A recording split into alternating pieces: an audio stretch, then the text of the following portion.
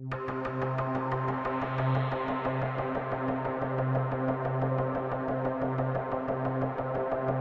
is the story of the boy that tried to shoot his math teacher.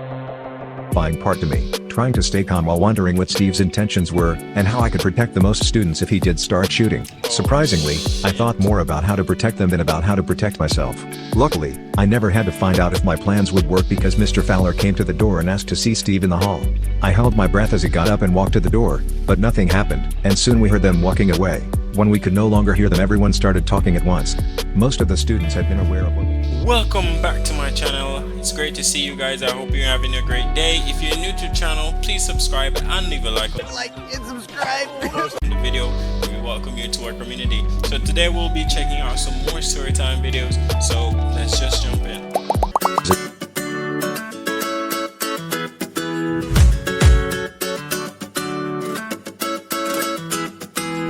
As a teacher, what is the scariest thing you have seen in the classroom?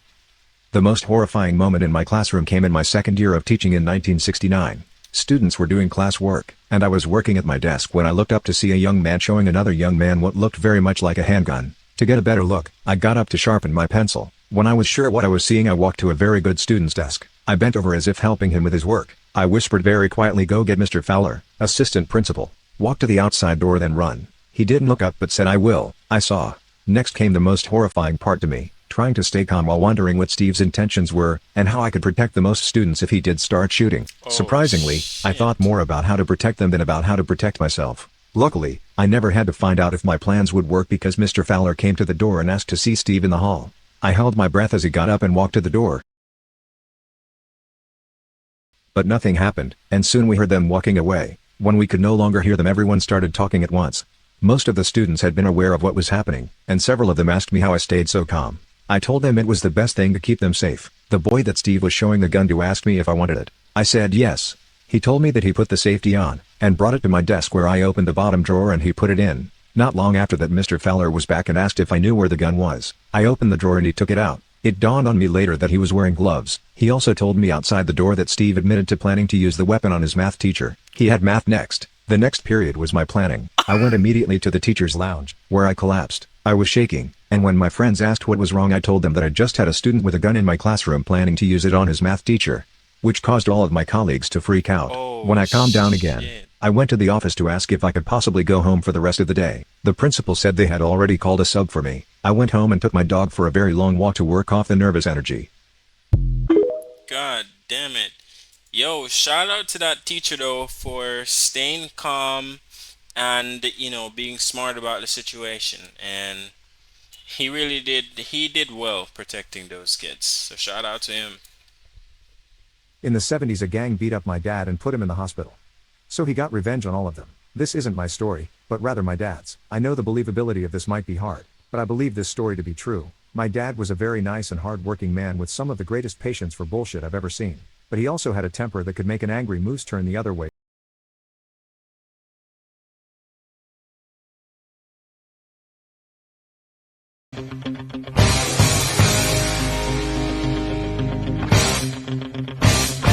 If he was pushed far enough. Well, when this happened, he was definitely pushed far enough. He told this to me after I told him all of the things I did to prank evil Mama Bear before moving out of her house. He told me this story once and only once about 10 years ago and never spoke of it again. I wrote it down in a journal from memory back then so I wouldn't forget. So I'll try and retell it as best as I can from what I wrote in the journal a decade ago. And if any of you thought my revenge streak I did on my mother before moving out was too much with the gnomes and laxative, what my father did was much more brutal.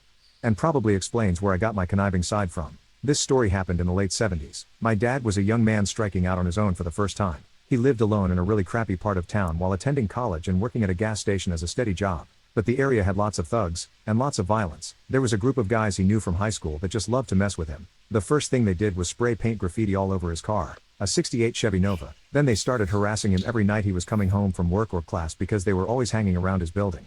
The leader of the gang was a big guy Dad referred to as Ted. Don't know if this was his real name or not. Ted was a relentless bully to several other kids in school. He beat up my dad many times over the years, but in high school in particular he hated my dad because Ted failed and dropped out during senior year since they wouldn't let him play football with his failing grades anymore. My dad on the other hand finished with some pretty decent grades and got a partial scholarship to a local community college. So to say Ted resented my dad was putting it mildly. And one day when my dad was going into his apartment, Ted and his gang ambushed him and beat him terribly in a back alley. Oh, wow. My dad laid bloody and unconscious in that alley all night. He was found in the morning by an old lady walking her dog and she called for help. He was in the hospital for months with several broken bones and head trauma, and this caused him to lose out on a lot of his college classes and he had to retake them. Of course he told police it was Ted and his cronies that beat him up, but the police weren't very good at their jobs, and claimed they had no evidence that Ted did it because he and his friends all supposedly had alibis and there were no other witnesses. Well, that didn't sit well with my dad. He spent some time in physical recovery after getting out of the hospital and then moved to a new apartment with a friend as a roommate. And together they plotted his revenge on Ted. My dad told me that back then if police failed you, then you took payback into your own hands. Now a thing of note is that my grandfather on my dad's side worked at the city dump, and he was always bringing things home to collect, donate, fix, resell, etc. My dad helped him out with this a lot, so he learned a lot about fixing and making things. And while with his father at work he found ways of sneaking into the dump at night, and as a teenager he would sneak in there at night with friends to find stuff they used to build a hidden fort in the woods nearby. My dad said the fort was so well made that it even had a makeshift wood stove that they made out of recycled bricks and a metal barrel to use in winter to keep the fort warm. Whoa. This is important later. So over a few nights my dad and his friend snuck into the dump just like they used to in order to look around for things they could use. Bit by bit they found some old stinky clothes, shoes, and some old wooden baseball bats, and a few other useful things for the revenge. The dump also had an assortment of used tools the employees found in the trash and set aside to be used on site, but also regularly borrowed. So no one really kept track of them. My dad and his friend kept all of the stuff they were going to use hidden at the old fort they made as teenagers near the dump, so they had a perfect place to build the tools of their revenge. Next they made sure they had as solid of an alibi as they could make. Check out the intense revenge in part 2 post in 1 hour. Turn on your notifications and get ready. Bro.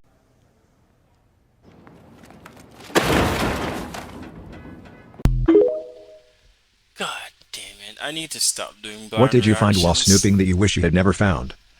Several years ago my teenage daughter, 13 at the time, had some problems with staying up really late and then it was almost impossible to get her up in the morning, the major reason being she was on her phone and social media with friends until all hours. I felt it was getting out of hand, so after 11 p.m. she had to hand her phone over to me and I'd give it back to her in the morning. Normally, I'd throw her phone in a drawer and give it back to her the next morning, but for some reason one night I had it on my dresser. Around midnight it started buzzing repeatedly with texts. I got up to put it in the dresser so I wouldn't hear it, but as I looked at the screen I saw a bunch of texts had come in from her older sister who was away at college. My cell was downstairs in my purse and I thought maybe something was wrong and that's why she was repeatedly texting her younger sibling. In any case, I opened the most recent text. It turned out to be a text where she was telling my youngest daughter how much she hated me. I know I should have just shut it down and put it back, but I couldn't believe my eyes and went on to read other texts between them. The texts mainly talked about how upset they were with me and what a bad mom they felt I was. Main reasons were I checked up on their grades when they were in high school and limited cell phone usage. My feelings were so hurt. Initially I didn't say anything to my daughters or husband because I knew I was wrong to have checked her phone. Right, This happened a week or two before Mother's Day. In any case, as Mother's Day approached my husband wanted to know what I wanted to do. He was trying to organize something with the girls for me but I kept shutting it down. I felt it would be so hypocritical for us to do something together because my daughters really didn't want to be with me anyways. I was so angry and hurt and I didn't want to say or do anything that might make the situation worse. In any case, I finally told my husband what had happened and why I felt the way I did. We had a huge fight about it and he felt that I had violated their privacy. I admitted to my daughters about what I had done too and expressed my regret about doing it. I told them I was sorry. My oldest proceeded to call me names I'd never heard before and told me about all the ways I had ruined her and her sister's lives. She threatened to tell my friends and coworkers that I was a child abuser. The relationships I had with my daughters and husband were irrevocably changed because of that event. I had always been the prime disciplinarian in our family. My husband always wanted to be the girl's friend. He hated the hard part of parenting. After that I cut back on discipline. Hold on a second. Hold on. So, you told your husband what happened, and your husband decided that he's gonna take the side of your daughters. Wow. That's not your husband, love. That's not your husband. That's another one of your child or children, whatever. Cause I don't see how both of you are parents. Something like that happens. Yes, you are wrong for violating your child's privacy. Yes, but at the same time, it's a very serious situation. Your children are talking how much they hate you, and your husband is gonna. Oh my God. Disciplining my youngest and asked my husband to step up more with things. He resents me for it. It's definitely put a wedge between us. He also put a lock on his cell phone so no one can get into or see his messages but him. My oldest and I have mended fences somewhat, but we really aren't that close. When she needs or wants something she'll reach out to me at times, but her father is usually her preferred first choice, and my youngest, She is emotionally aloof. I constantly tell her how proud I am of her and that I love her, but she rarely if ever responds. It's been almost 5 years since the incident. When my father died last year, it was one of the few times she said she loved me. I'm not sure if it was sincere or she just felt she had to say it. In conclusion, I often wish I had never found those text messages while snooping. I thought we had a strong family that loved each other, but I now realize we only have tolerated each other. Perhaps the old saying ignorance is bliss is true. It certainly would have seemed so in my case.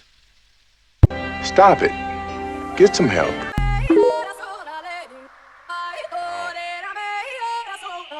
Alright guys, that's the end of the video. I hope you guys enjoyed it. That was a very interesting one.